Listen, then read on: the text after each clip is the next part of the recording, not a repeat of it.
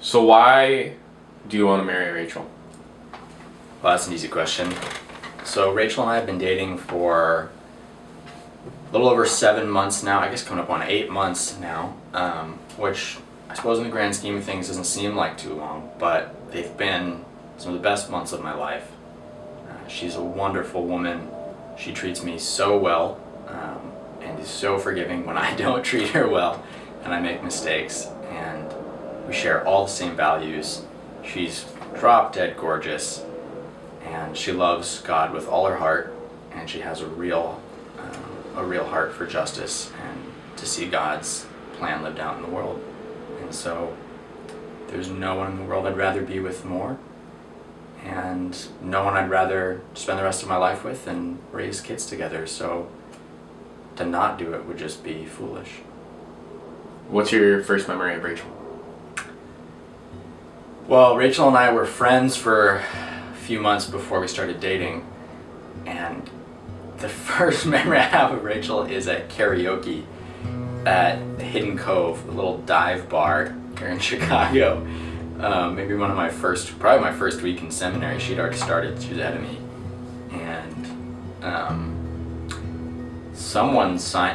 Rachel signed me up to sing it. The song was Sexy Back by Justin Timberlake, which Rachel had no idea how inappropriate it was. And she thought someone would go up there and sing it with me, but no one would. So Rachel, being the kind-hearted woman that she is, went up and did a duet with me, and we sang this incredibly awkward song in front of a bunch of seminarians and old drunk people at the bar. So, how are you going to end up proposing to her?